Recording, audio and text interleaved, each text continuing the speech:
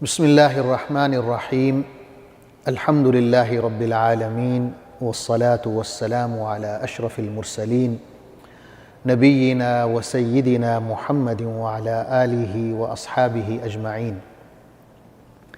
ناظرین السلام علیکم۔ سیرت طیبہ پہ ہماری گفتگو جاری ہے اور آج اس سلسلے کا 48واں پروگرام ہے۔ پچھلے پروگرام میں عرض کر رہا تھا کہ حضور صلی اللہ علیہ وسلم حضرت اسامہ بن زید اور حضرت بلال کے ساتھ خانہ کعبہ میں داخل ہوتے ہیں، خانہ کعبہ کا دروازہ بند کرتے ہیں اور نوافل ادا کرتے ہیں۔ اس کے بعد دروازہ کھولتے ہیں، باہر تشریف لاتے ہیں، دیکھتے ہیں کہ قریش کے لوگ جو ہیں وہ جمع ہیں اور آپ صلی اللہ علیہ وسلم کے حکم کے منتظر ہیں۔ آپ صلی اللہ علیہ وسلم ایک مختصر خطبہ ادا فرماتے ہیں۔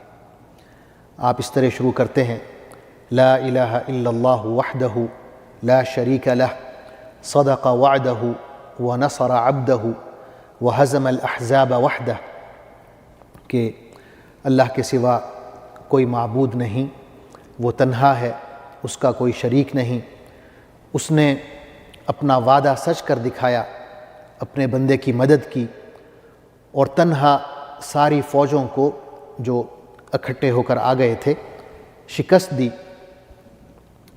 پھر فرمایا کہ میری بات غور سے سنو، آج ہر طرح کا اعزاز، مال و دولت، زندگیوں کے فیصلے میرے قدموں تلے ہیں، سوائے خانہ کعبہ کی خدمت، اس کی چابی کا رکھنا، کلید برداری اور حاجیوں کو پانی پلانے کے علاوہ۔ پھر آپ نے فرمایا کہ میری بات غور سے سنو، اگر غلطی سے کوئی قتل ہو جائے، جسے شبہ عمد کہتے ہیں، جیسے کوئی کسی کو کوڑا مار کے یا ڈنڈا مار کے قتل کر دے، تو اس میں مکمل دیت ہوگی، جو کہ 100 اونٹ ہیں، اور ان 100 میں 40 اونٹنیاں ہوں گی جو حاملہ ہوں گی۔ پھر آپ نے فرمایا کہ اے قریش کے لوگو، اللہ نے تم میں سے جاہلیت کا غرور اور باپ دادا پر فخر کرنے کی جو بری عادت تھی وہ ختم کر دی ہے۔ تمام انسان آدم کی اولاد ہیں اور آدم کو اللہ تعالیٰ نے مٹی سے پیدا کیا۔ پھر آپ صلی اللہ علیہ وسلم نے سورہ حجرات کی آیت تلاوت فرمائی: یا ایھا الناس انا خلقناکم من ذکر و انثی وجعلناکم شعوبا وقبائل لتعارفوا ان اکرمکم عند اللہ اتقاکم، کہ اے لوگو، ہم نے تمہیں ایک مرد اور ایک عورت سے پیدا کیا ہے، یعنی آدم علیہ السلام اور حوا علیہ السلام سے، اور پھر تمہیں قوموں میں اور قبیلوں میں تقسیم کر دیا ہے تاکہ تم ایک دوسرے کو پہچان سکو۔ یقیناً اللہ کی نظر میں تم میں سب سے باعزت وہی ہے جو سب سے زیادہ پرہیزگار ہے۔ اس کے بعد فرمایا کہ اے قریش کے لوگو، تمہارا کیا خیال ہے کہ آج میں تمہارے ساتھ کیا سلوک کرنے والا ہوں؟ تو قریش والوں نے کہا: خیراً اخ کریم وابن اخ کریم، کہ ہم آپ سے بھلائی کی توقع رکھتے ہیں، آپ ایک بہت ہی کرم والے بھائی ہیں، بہت ہی کریم بھائی کے بیٹے ہیں۔ تو حضور صلی اللہ علیہ وسلم نے فرمایا کہ آج میں تم لوگوں سے وہی کچھ کہوں گا جو میرے بھائی حضرت یوسف علیہ السلام نے اپنے بھائیوں سے کہا تھا کہ لا تثریب علیکم اليوم، کہ آج تم پر کوئی سرزنش نہیں ہے، کوئی گرفت نہیں ہے۔ اذهبوا فانتم الطلقاء، تم سب آزاد ہو، جہاں چاہو جا سکتے ہو۔ تو یہ ایک عام معافی کا اعلان تھا حضور اکرم صلی اللہ علیہ وسلم کی طرف سے، اور اس سے اہل مکہ قریش اتنے متاثر ہوئے کہ وہ از خود مسلمان ہو گئے۔ اسی دوران حضرت علی رضی اللہ عنہ تشریف لاتے ہیں، بعض روایات میں حضرت عباس کا نام بھی آتا ہے، اور وہ آ کے آپ صلی اللہ علیہ وسلم سے درخواست کرتے ہیں کہ اے اللہ کے رسول، یہ جو خانہ کعبہ کی خدمت ہے جس میں حاجیوں کو پانی پلانا ہے، اس کے ساتھ ہمیں ایک اور اعزاز بھی عطا فرما دیں، خانہ کعبہ کی جو چابی ہے وہ بھی ہمیں عطا کر دیں کہ وہ ہمارے پاس اور ہمارے بعد ہمارے خاندان میں رہے۔ تو حضور صلی اللہ علیہ وسلم نے جس شخص سے چابی لی ہوتی ہے، عثمان بن طلحہ، اس کے بارے میں پوچھتے ہیں کہ عثمان بن طلحہ کہاں ہے؟ اسے بلایا جاتا ہے تو آپ وہ چابی اسے واپس کرتے ہوئے کہتے ہیں کہ یہ اپنی چابی لو، آج نیکی اور وفا کا دن ہے۔ پھر آپ نے فرمایا کہ یہ چابی تمہارے پاس رہے گی، تمہارے بعد تمہارے خاندان میں رہے گی، اور جو شخص تم سے یہ چابی لے گا وہ ظالم ہوگا، وہ کوئی حکمران ہو، کوئی انفرادی حیثیت میں کوئی بھی ہو، اگر کوئی شخص بھی یہ کوشش کرے کہ تم سے یہ چابی چھین لے تو وہ ظالم ہوگا۔ تو یہ صدیوں سے اسی خاندان میں خانہ کعبہ کی چابی چلی آ رہی ہے۔ اس کے بعد آپ صلی اللہ علیہ وسلم نے حضرت بلال کو حکم دیا کہ خانہ کعبہ پہ چڑھیں اور اذان دیں۔ حضرت بلال چڑھتے ہیں خانہ کعبہ کی چھت پہ اور اذان دیتے ہیں۔ قریش میں ابو سفیان رضی اللہ عنہ کے ساتھ ایک اور سردار بیٹھے ہیں جن کا نام عتاب بن اسید ہے۔ عتاب بن اسید کہتے ہیں حضرت ابو سفیان سے کہ شکر ہے کہ میرا باپ یہ منظر دیکھنے سے پہلے ہی مر گیا، یعنی وہ افسوس کر رہے ہوتے ہیں اس بات پہ کہ خانہ کعبہ پہ ایک حبشی غلام چڑھا ہوا ہے، یعنی ان کی نظر میں، اور اتنا اعزاز اس کو مل گیا ہے۔ ابو سفیان رضی اللہ عنہ کہتے ہیں کہ بھئی میں کوئی بات نہیں کرتا، کیونکہ میں نے ادھر منہ سے بات نکالی اور یہ جو کنکر ہیں یہ بھی جا کے حضور صلی اللہ علیہ وسلم کو خبر کر دیں گے اور میرا مواخذہ ہو سکتا ہے۔ اس کے بعد حضور صلی اللہ علیہ وسلم حضرت ام ہانی رضی اللہ عنہ کے گھر جاتے ہیں۔ آپ حضرت علی رضی اللہ عنہ کی بہن ہیں۔ آپ وہاں پہ نماز شکر ادا کرتے ہیں، پہلے غسل فرماتے ہیں، پھر نماز شکر ادا کرتے ہیں، اور روایات میں ہے کہ آپ صلی اللہ علیہ وسلم 8 رکعات ادا کرتے ہیں نماز کے۔ ناظرین، فتح مکہ سے پہلے، مکہ میں داخل ہونے سے پہلے حضور صلی اللہ علیہ وسلم نے فرمایا تھا کہ 9 بندے ایسے ہیں جن کو قتل کر دینا ہے، وہ جہاں بھی پائے جائیں، وہ بے شک خانہ کعبہ کے پردوں سے لپٹے ہوئے بھی ملیں تو انہیں ہر حال میں قتل کر دینا ہے۔ ان میں بعض لوگوں کو قتل کر دیا گیا، بعض بھاگ گئے مکہ سے۔ جو بھاگ گئے ان میں ابو جہل کے بیٹے اکرمہ بھی شامل تھے، اکرمہ بن ابو جہل۔ ان کی بیوی مسلمان ہو چکی تھیں، تو یہ آپ صلی اللہ علیہ وسلم کے پاس آتی ہیں اور اپنے خامند کے لیے، اپنے خامند کی جان کی امان حاصل کرتے ہوئے ان کے پیچھے جاتی ہیں اور ان کو واپس لاتی ہیں، اور اکرمہ بھی مسلمان ہو جاتے ہیں۔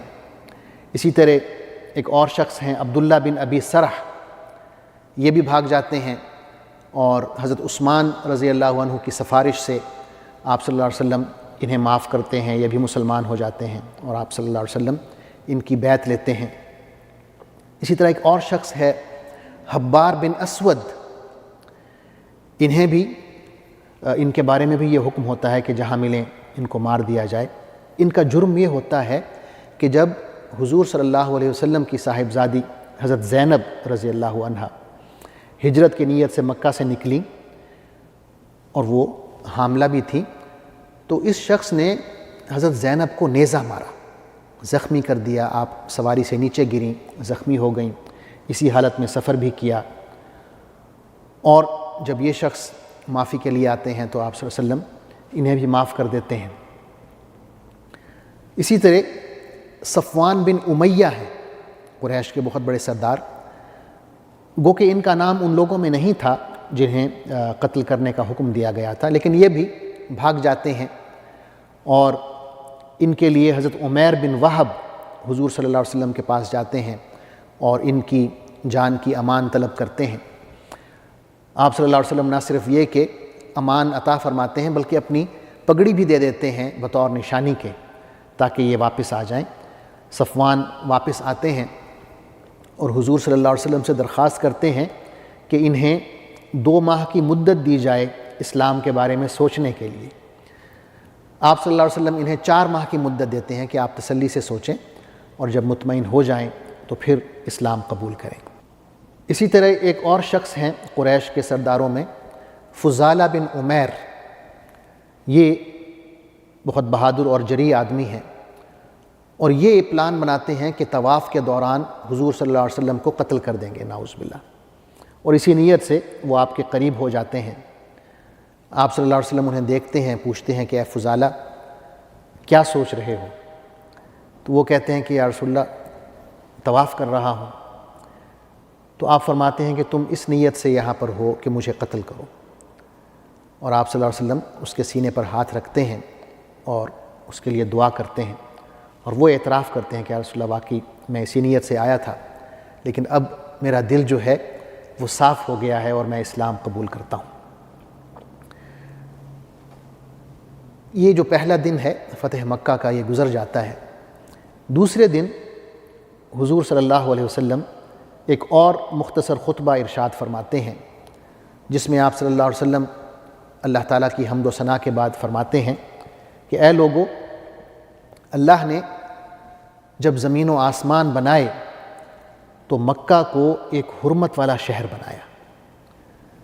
یہ شہر اللہ کی حرمت کی بدولت قیامت تک مقدس رہے گا، لہٰذا ہر وہ شخص جو اللہ پر اور یوم آخرت پر ایمان رکھتا ہے، اس کے لیے یہ جائز نہیں ہے کہ اس شہر میں کسی قسم کا خون خرابہ کرے یا کوئی درخت کاٹے، اور اگر کوئی شخص اللہ کے رسول کی جو یہ فتح ہے، اللہ کے رسول صلی اللہ علیہ وسلم نے مکہ پر حملہ کیا، مکہ فتح کیا، اگر کوئی شخص بعد میں آپ صلی اللہ علیہ وسلم کے اس حملے کو بہانہ بناتا ہے اور مکہ پر حملہ کرتا ہے، تو آپ لوگ اس سے یوں کہیں کہ اللہ نے اپنے رسول کو تو یہ اجازت دی تھی لیکن تمہیں یہ اجازت نہیں دی۔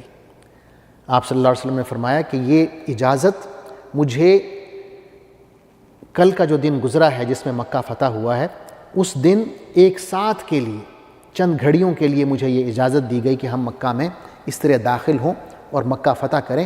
اس کے بعد یہ اجازت قیامت تک کے لیے ختم ہو گئی۔ جس طرح مکہ پہلے سے حرمت والا مقدس تھا، ویسے ہی اس کی حرمت لوٹ آئی ہے، عود کر آئی ہے۔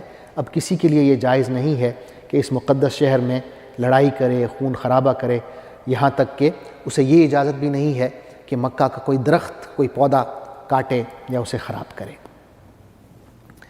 ایک شخص ہیں، صحابی رسول ہیں، جن کا تعلق یمن سے ہے، صحیح بخاری میں ان کا نام ابو شاہ آیا ہے۔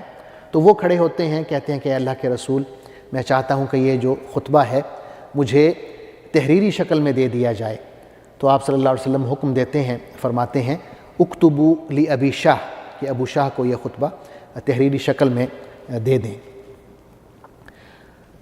فتح مکہ جب مکمل ہوتی ہے تو آپ صلی اللہ علیہ وسلم صفا کی پہاڑی پر چڑھتے ہیں اور اللہ سے دعا کرتے ہیں، اللہ کا شکر ادا کر رہے ہوتے ہیں۔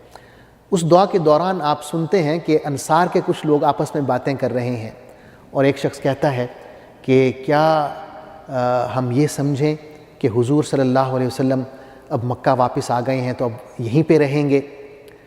تو آپ صلی اللہ علیہ وسلم دعا ختم کر کے پوچھتے ہیں کہ تم لوگ کیا باتیں کر رہے تھے؟ تو وہ کہتے ہیں کچھ نہیں، اللہ کے رسول، ہم ویسے ہی آپس میں باتیں کر رہے تھے۔ آپ صلی اللہ علیہ وسلم اصرار کرتے ہیں کہ مجھے بتائیں کہ آپ کیا بات کر رہے تھے۔ تو وہ بتاتے ہیں، تو پھر آپ صلی اللہ علیہ وسلم فرماتے ہیں معاذ اللہ المحیا محیاکم والممات مماتکم، کہ اللہ کی پناہ، ایسا کبھی نہیں ہوگا کہ میں تم لوگوں کو چھوڑ کر یہاں واپس آ جاؤں، بلکہ جب تک زندہ ہوں تمہارے درمیان رہوں گا اور موت بھی تمہارے درمیان آئے گی۔ اس کے بعد حضور صلی اللہ علیہ وسلم صفا کے مقام پر ہی تمام اہل مکہ سے بیعت لیتے ہیں، اور اہل مکہ پر بھی واضح ہو جاتا ہے کہ اسلام ہی واحد مذہب ہے، واحد دین ہے جو حق پر ہے، اسلام کی حقانیت ان پر واضح ہو جاتی ہے۔ تو آپ صلی اللہ علیہ وسلم کے ہاتھ پر بیعت کرنے کے لیے جمع ہو جاتے ہیں۔ آپ صلی اللہ علیہ وسلم پہلے مردوں سے بیعت لیتے ہیں، پھر عورتوں سے بیعت لیتے ہیں۔ عورتوں سے بیعت لینے کا طریقہ مردوں کے طریقے سے مختلف ہوتا ہے۔ مردوں کا طریقہ یہ تھا کہ آپ صلی اللہ علیہ وسلم ان سے مصافحہ کرتے تھے اور بیعت کے جو الفاظ ہیں وہ دہراتے تھے، لیکن عورتوں سے آپ صلی اللہ علیہ وسلم نے مصافحہ نہیں کیا، بلکہ اس طرح تھا کہ آپ صلی اللہ علیہ وسلم صفا کی پہاڑی پر ذرا اونچے مقام پر بیٹھے ہوئے تھے، آپ سے نیچے حضرت عمر رضی اللہ عنہ بیٹھے ہوئے تھے، اور آپ صلی اللہ علیہ وسلم بیعت کے الفاظ بولتے تھے، اور حضرت عمر رضی اللہ عنہ اونچی الفاظ میں انہی الفاظ کو دہراتے تھے خواتین کے سامنے، اور خواتین جو ہیں انہی الفاظ کو دہراتے ہوئے اقرار کرتی تھیں کہ ہم واقعی ایسے کریں گے۔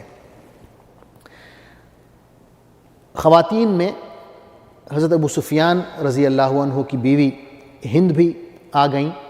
انہوں نے نقاب لیا ہوا تھا تاکہ آپ صلی اللہ علیہ وسلم پہچان نہ سکیں، کیونکہ ان کی جو جرائم کی فہرست تھی وہ کافی طویل تھی، اور ان میں سب سے بڑا جو جرم ہے وہ حضرت حمزہ رضی اللہ عنہ کی لاش کی بے حرمتی تھی، تو وہ ظاہر ہے خوف زدہ بھی تھیں، تو وہ نقاب لے کر وہاں پر پیش ہوئیں بیعت کے لیے۔ تو آپ صلی اللہ علیہ وسلم نے فرمایا کہ میں تم لوگوں سے یعنی عورتوں سے بیعت لیتا ہوں کہ آپ کسی کو اللہ کا شریک نہیں ٹھہرائیں گی۔ سب نے یہ الفاظ دہرائے کہ وہ کسی کو اللہ کا شریک نہیں ٹھہرائیں گی۔ پھر آپ نے بھی فرمایا کہ اور یہ کہ تم لوگ چوری نہیں کرو گے۔ اس پہ ہند بولیں کہ اے اللہ کے رسول، ابو سفیان ایک کنجوس آدمی ہے، اور اگر میں اس کے مال میں سے تھوڑا سا لے لوں تو اس میں کوئی حرج تو نہیں ہے۔ اس پر ابو سفیان بولے کہ تم جتنا چاہو لے لو۔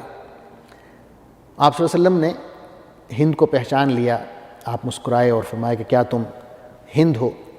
تو اس نے کہا ہاں اللہ کے رسول میں ہند ہوں، اور میں درخواست کرتی ہوں کہ جو کچھ مجھ سے سرزد ہوا ہے آپ اسے معاف فرما دیں۔ حضور صلی اللہ علیہ وسلم بیعت کے الفاظ کو جاری رکھتے ہوئے پھر فرماتے ہیں اور یہ کہ تم زنا نہیں کرو گی۔ تو اس پر ہند دوبارہ بولتی ہیں کہ کیا کوئی آزاد عورت بھی زنا کرتی ہے؟ آپ صلی اللہ علیہ وسلم بیعت کو جاری رکھتے ہوئے فرماتے ہیں کہ یہ کہ اپنی اولاد کو قتل نہیں کرو گی۔ اس پر ہند دوبارہ بولتی ہیں کہ ہم نے تو اپنے بچوں کو جب وہ چھوٹے تھے پال پوس کر بڑا کیا، جب بڑے ہو گئے جوان ہو گئے تو آپ نے انہیں قتل کر دیا۔ اور ایسا ہوا کہ ہند کا اور ابو سفیان رضی اللہ عنہ کا بیٹا حنظلہ یہ غزوہ بدر میں قتل ہو گیا تھا مسلمانوں کے ہاتھوں۔ تو ہند کہتی ہیں کہ اب وہ جانیں اور آپ جانیں کہ ان کے ساتھ کیا ہوگا۔ آپ صلی اللہ علیہ وسلم مسکرائے اور بیعت جاری رکھتے ہوئے فرمایا کہ آپ کسی پر بہتان نہیں لگائیں گی۔ اس پر ہند بولیں کہ خدا کی قسم بہتان تراشی ایک بہت بری صفت ہے، بہت بری حرکت ہے، اور یہ بھی کہا کہ اے اللہ کے رسول آپ ہمیں اعلیٰ ہدایات و اعلیٰ اخلاق کی تعلیم دے رہے ہیں۔ اس کے بعد حضور صلی اللہ علیہ وسلم نے فرمایا کہ یہ بھی عہد کرو کہ نیکی کے کاموں میں رسول اللہ کی نافرمانی نہیں کرو گی۔ اس پر پھر ہند بولتی ہیں کہ اے اللہ کے رسول ہم اللہ کی قسم کھاتے ہیں کہ ہم اس نیت سے نہیں آئے آپ کی مجلس میں کہ آپ کی نافرمانی کریں۔ اس کے بعد بیعت مکمل ہوتی ہے، ہند اپنے گھر جاتی ہیں رضی اللہ عنہا، اور ان کا جو گھر کے اندر بت رکھا ہوا ہے اس کو توڑ دیتی ہیں اور کہتی ہیں کہ تم نے ہمیں دھوکے میں رکھا۔ ناظرین، حضور صلی اللہ علیہ وسلم فتح مکہ کے بعد تقریباً 19 دن مکہ میں قیام کرتے ہیں۔ اسی دوران آپ صلی اللہ علیہ وسلم حرم شریف کی جو حدود ہیں ان کو واضح کرنے کے لیے ان پر برج نصب کرواتے ہیں، اور صحابہ کے چھوٹے چھوٹے دستے بھیجتے ہیں کہ مکہ کے ارد گرد جتنے بھی قریش کے یا دیگر قبائل کے بڑے بڑے بت نصب ہیں ان بتوں کو توڑوا دیا جائے۔ اور ان بتوں کو توڑنے کی جو تفصیل ہے اور اس کے بعد پھر غزوہ حنین ہے، اس کی تفصیل انشاءاللہ میں اگلے پروگرام میں بیان کروں گا۔ تب تک کے لیے اجازت دیجیے۔ اللہ حافظ، والسلام علیکم ورحمۃ اللہ وبرکاتہ۔ اللہم صلی علی سیدنا محمد وعلی آلہ وصحبہ وسلم اللہم صلی علی سیدنا محمد